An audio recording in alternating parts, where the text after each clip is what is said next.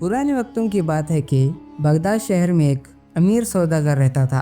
सौदागर अपनी दौलत और ज़मीन जायदाद के अलावा भी अपने नेक दिल और इंसाफ के लिए भी मशहूर था। उसके पास अनगिनत सोने चांदी के सिक्के, बेशकीमती जवाहरात, वसी जागीरें और अनगिनत पालतू जानवर थे।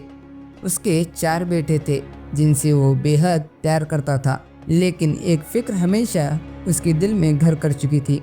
उसकी मौत के बाद कहीं उसकी जायदाद को लेकर उसके बेटे आपस में झगड़ने न लगे। कुछ वक्त के बाद सौदागर अचानक शदीद बीमार हो गया। हकीम साहब ने भी जवाब दे दिया था और उसे यह एहसास हो गया था कि उसकी ज़िंदगी का आखिरी वक्त आ गया है। उसने अपने 4 बेटों को बुलाया और कहा, प्यारे बेटों, दौलत के लिए रिश्ते खराब करना इंसानियत के लिए खिलाफ है। मैंने तुम चारों के लिए एक बराबर इंतज़ाम किया है। मेरी मौत के बाद मेरी मसहरी के नीचे 4 देग गड़ी हैं। तुम अपनी अपनी पसंद से एक एक देग ले लेना। सौदागर ने अपने काबिले एतमाद नौकर से देग लाने को कहा।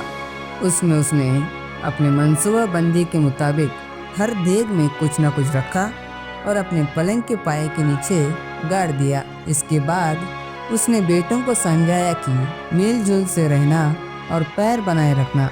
कुछ दिनों बाद सौदागर की मौत हो गई। उसके बेटों ने आखिरी रस्म अदा करी। 40वें दिनों के बाद उन्होंने तय किया कि अब अपनी अपनी देगें को निकल कर देखें। चारों बेटों ने अपनी अपनी पसंदीदा देग उठाई। जब देग खुली गई तो एक में हीरे जवाहरात थे और दूसरे में सोना, जबकि तीसरे में सिर्फ मिट्टी थी और चौथे में हड्डियां थी। जिन बेटों को हीरे जवाहरात और सोने की देग मिली वो खुश थे, लेकिन मिट्टी और हड्डियों वाली देग पाने वाले बेहद गमगीन और नाराज हो गए। उन्होंने फैसला किया कि वो इस बात का हल ढूंढने के लिए किसी अक्लमंद शख्स की मदद लें। काफ़ी तलाश के बाद कोई भी सही जवाब नहीं दे पा रहा था। बात आखिरकार बगदाद के बादशाह तक जाने का फैसला हुआ। रास्ते में उन्हें शहजादा मिला। चारों भाइयों ने बादशाह के बारे में पूछा तो शहजादा कहने लगा, वो महल में है मगर कुछ दिनों से पागल हो गया है। चारों भाइयों ने शहजादा ऐसा क्यों कहा सोचते सोचते आगे बढ़ने लगे। जब महल पहुंचे तो उन्होंने बाग में शहजादी को देखा। वो सहेलियों के साथ खेल रही थी। चारों भाइयों ने शहजादी से पूछा, बादशाह सलामत किधर है? शहजादी बोली, वो तो महल में है मगर वो तो माबिन हो गए हैं। चारों भाई हैरतज़दा हो गए। शहजादी ने ऐसा क्यों कहा होगा? ये सोचते सोचते तभी उनकी मुलाकात मलिका से हुई। उन्होंने भी ऐसा ही कहा, वो दरबार में है मगर मेरे लिए मर चुके हैं। चारों भाई सोचते सोचते चारों भाई दरबार में हाजिर हुए और अपना हाल सुनाया। बादशाह ने सब कुछ गौर से सुना और कुछ देर खामोश रहने के बाद कहा, तुम्हारे वालिद बहुत समझदार इंसान थे। उनकी हर एक बात में कोई न कोई हिकमत छुपी होती थी। चारों भाइयों ने पूछा, मिट्टी और हड्डियों वाली देगों का क्या मतलब है? बादशाह ने समझाया, जिस बेटे को मिट्टी वाली हड्डियां मिली हैं वो अपने पिता की पूरी ज़मीन जायदाद का मालिक होगा और जिस बेटे को हड्डियों वाली देग मिली है पालतू जानवरों का मालिकाना हक मिलेगा।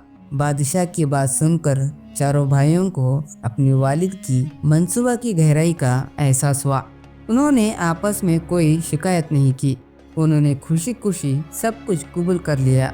रुखसत होने से पहले बड़े बेटे ने बादशाह से उन बातों का वजह पूछा जो उन्होंने रास्ते में सुनी थी। बादशाह ने मुस्कुराते हुए जवाब दिया, शहजादा मुझे पागल इसलिए कहता है क्योंकि वो चाहता है कि मैं जल्द से जल्द सल्तनत से सौंप दूँ। शहजादी मुझे माबिन इसलिए कहती है कि क्योंकि मैं उसकी शादी के बारे में सोच रहा हूँ, लेकिन अभी उसे सही वक्त का इंतज़ार है। और मलिका मेरे बारे में ऐसा इसलिए कहती हैं कि क्योंकि मैं अपना सारा वक्त अपने आवाम की फलाह में लगाता हूँ। इसके बाद बादशाह ने चारों भाइयों को एक सलाह दी, जिंदगी में सच्चाई और एहतियात का दामन कभी मत छोड़ना। चारों भाई उस दिन से मिलजुल कर रहने लगे और अपने वालिद की नसीहत को हमेशा याद रखा। पैसा और दौलत से ज़्यादा मुफीद है आपसी मोहब्बत اور اعتماد، صحیح انصاف سے ہر مسئلے کا حل نکالا جا سکتا ہے۔ اسی کے ساتھ آپ کا بھائی آپ سے وداع لیتا ہے۔ ملیں گے اگلے ایسے ہی مزیدار کہانیوں کے ساتھ۔ خدا حافظ۔